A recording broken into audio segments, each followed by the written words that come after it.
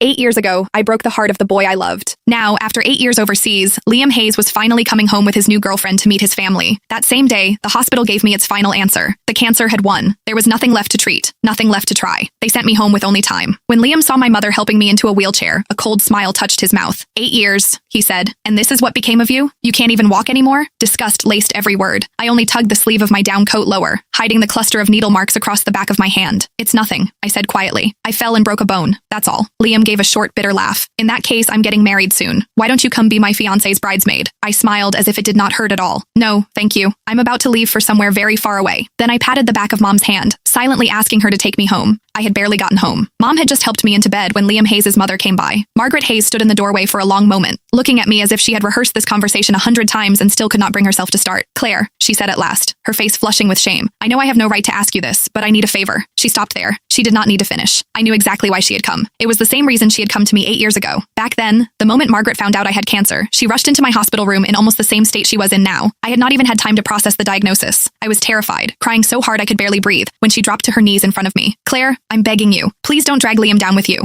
He's just been accepted into a program overseas. If he finds out you have cancer, he'll never agree to leave. You and Liam have known each other your whole lives. You've loved each other for so many years. So please, for my sake, let him go. Break up with him. I've arranged everything. I found a boy to help. All you have to do is pretend to kiss him downstairs. Let Liam see it. Make him believe you betrayed him. Then break up with him. That's all. Because of those words, the first thing I did after being diagnosed was not schedule more tests or begin treatment. Instead, I put on the coldest face I could manage, pretended to cheat, forced Liam to hate me, and drove him out of the country without mercy. Sure enough, a second later, Margaret looked at me with guilt in her eyes. Claire, please don't blame me. I had no choice. Liam's girlfriend now was his classmate overseas throughout graduate school and his doctoral program. They're perfect for each other. I really don't want to ruin such a good marriage. You know Liam, he adored you when you were kids. If he finds out the truth about what happened back then, I'm afraid, her voice shook. I'm afraid he'll throw everything away again. So could you stay away from him for a while? You don't have much time left anyway, do you? In your condition, you shouldn't be going out, don't you think? The moment Margaret said those words, my mother grabbed a pack of adult diapers from beside the bed and slammed it down so hard the mattress shook. Seeing that she was about to lose her temper, I quickly tugged at her sleeve and softened my voice. Mom, please. It took several seconds before she managed to hold herself back. Only then did I look back at Margaret.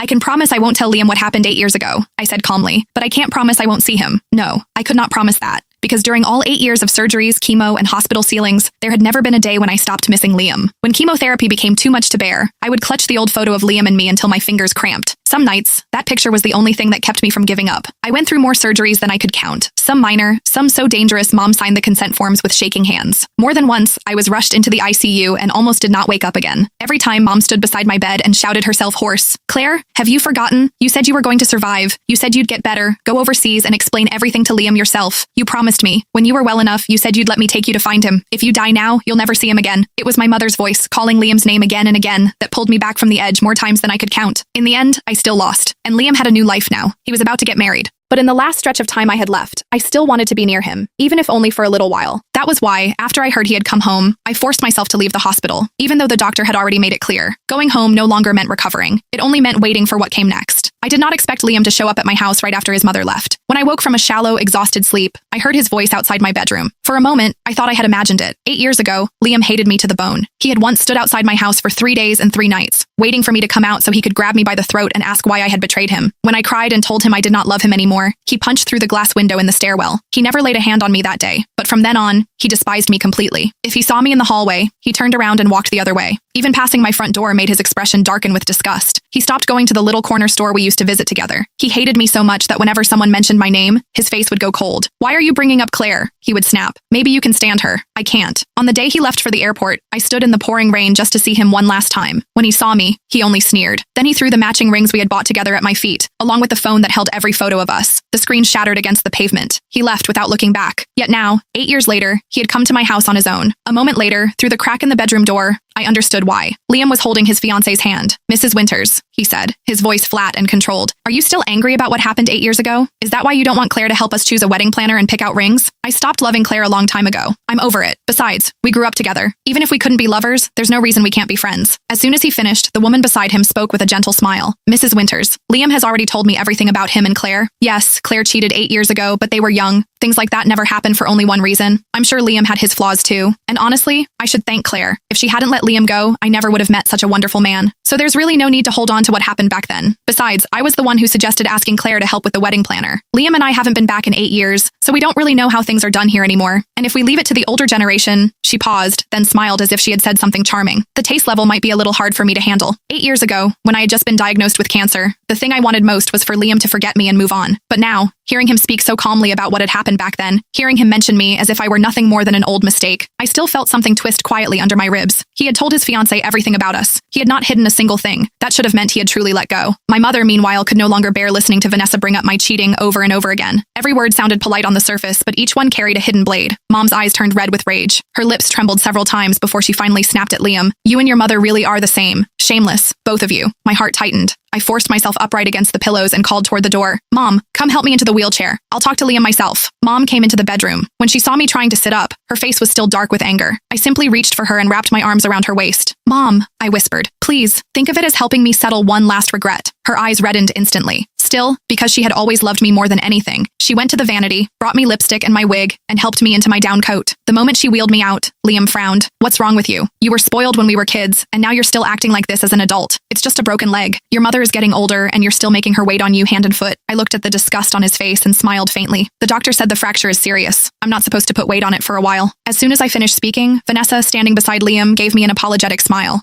Claire, don't take it personally. Liam has just gotten used to being blunt after living overseas for so long. Then she tilted her head toward him, her tone sweet. He's like this with everyone except me. I lowered my eyes for a second. Liam was cold to everyone. That much was true. But he had never been cold to me. Not before. I pressed that thought down before it could show on my face and looked calmly at Vanessa. You really want me to go with you to choose a wedding planner? If you need me there, I'll go. Vanessa nodded at once. Of course, we really do. After that, I exchanged a few polite words with them before seeing them out. That night, Liam called me. He said I should go with them to meet the wedding planner the next day. My fingers tightened around the phone. Part of me was greedy for the sound of his voice. Another part of me was almost afraid of it. After all, it had been 8 years since I had heard him like this, alone, on the other end of the line. 8 years ago, I used to hide under the covers every night and fall asleep listening to his low, warm voice. But just as I slipped into the memory, a woman's voice sounded on his end. Liam, come dry my hair for me. I snapped back to myself. Okay, I murmured quickly. The moment Liam heard my answer, he hung up. I listened to the empty beeps until they ended. Only then did the tears come. I had known this would happen. I had prepared myself for it. But seeing it, hearing it, knowing with absolute clarity that Liam belonged to someone else now still hurt more than I could admit. Liam had told me to meet him at 10 the next morning. Because I was nervous, I asked Mom to take me downstairs at 9:30. But I waited until noon, and Liam never came. When I called him, he hung up. Mom asked me several times to go home. I refused. This trip had taken almost everything I had left. After this, I might never have the strength to leave the house again. Thankfully, at 1 in the afternoon, Liam finally called and said they were downstairs. My mother was furious. It took me a long time to calm her down before she managed to keep her expression neutral. The moment I got into the car, Vanessa turned to me with a coy little smile. Sorry, Claire. Liam got a little carried away last night. I couldn't get out of bed this morning. My hand tightened slightly against my coat. Liam folded my wheelchair and put it away, then got into the driver's seat. Through the rearview mirror, he glanced at me once. Why are you explaining so much to her? He said coldly. I turned my face toward the window and waved calmly at my mother. Liam drove fast.